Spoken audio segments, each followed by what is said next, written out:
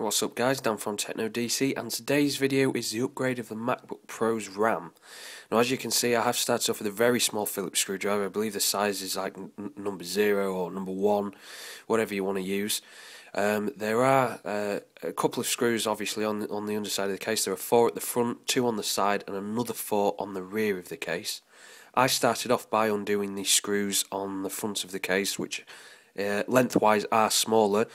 Then there are 3 screws on the rear of the case which are longer than the rest of them, so you do need to. I kept them separately. I kept them separate from the other screws because obviously you don't want to get them mixed up. All of the smaller screws that I'm taking off now are all the same size, so it doesn't matter whereabouts they go back in relation to where they came from. One thing I would make a note of is that you do get the right size screwdriver, because if you strip the heads of these screws, you're going to find it pretty tough to get them out, to be fair, and obviously that's not what you want to do. The screws don't require much turning themselves. They're only very, very short, probably maximum 4 or 5 turns depending on how tight they are. Some of the screws on the back of, or on the underside of my MacBook Pro were very, very tight. The screw that I'm currently taking out now is one of the longer ones, and as you can see, the length is quite a bit longer. The thread is the same size, but the actual overall length of the screw is a fair bit longer. Unfortunately, again, the camcorder didn't record any audio when I did this upgrade, so I'm having to do a voiceover and then adding it to the video or the tutorial or how to using Final Cut Pro. So taking off the one of the last few screws, and the case simply just lifts up. Fingernails will do it. You can use like a spudger tool if you want to, if it makes it easier, but trust me, it's not particularly hard to do. The underside of the case will be pretty dusty, as you can see that I'm wiping off at the minute. Those are the 2 RAM modules which I've just pointed to, and that is the new DDR3 RAM which will be going in. My current MacBook Pro has 2x2GB RAM cards, memory cards in.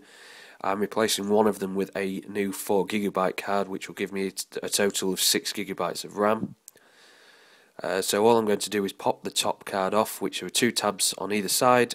Simply do that. The card will lift up slightly, and then you just simply pull it out. You then need to get your new RAM module. I double checked to make sure that it was right, because if you force a RAM module in, you're going to damage something, no doubt about it.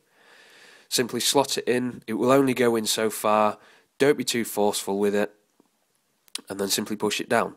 The 2 tabs on the side will click into place, and that will ensure that the RAM is installed and seated correctly. Again, just remove any dust, which I was doing, and then simply pop the case back on the underneath. It is as simple as that. Remember to keep the 3 back screws from their respective positions that they came from, but all the other smaller screws, they go in perfectly fine regardless of where they originally came from. And all you need to do then is obviously tighten them up. You don't need to over tighten them. You know, a lot of people strip the heads on these screws.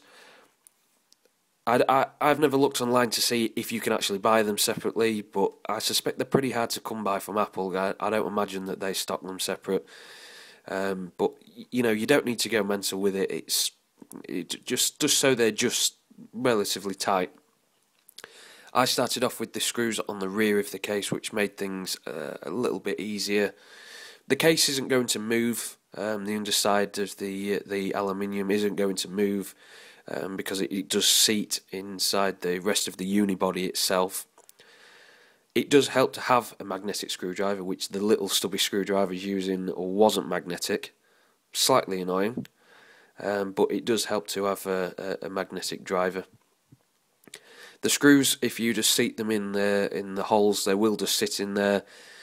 But whatever you do, don't try and drop these things, because they're incredibly small to find, and if you drop them on carpet, you are very, very, very much going to struggle to find them again.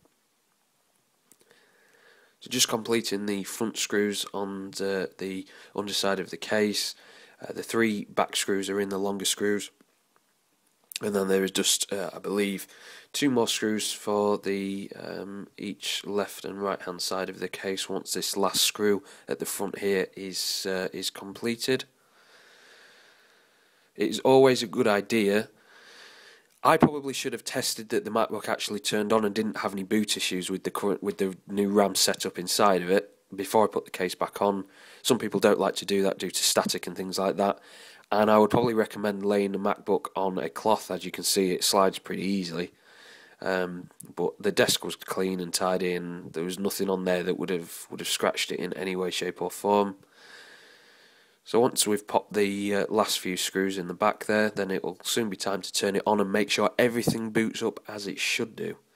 The last thing you want to do is have to take all this case off again, and as I said, I probably should have tested this before I did put the rear case back on.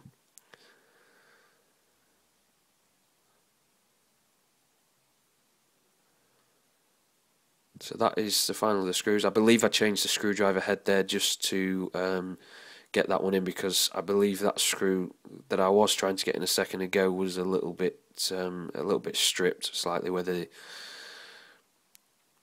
And there we go, all the screws are back in. Flip the MacBook over, open the lid and turn it on.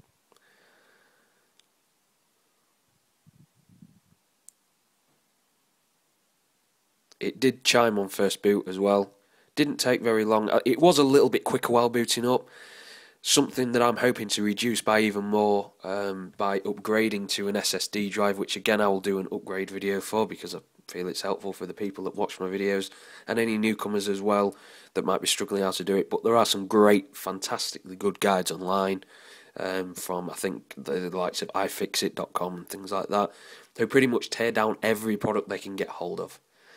So as you can see, the spinning logo swirl has stopped, and the desktop screen will shortly come up, and it works perfectly fine. What you want to do is go into the little Apple logo symbol and check to make sure your RAM is working correctly.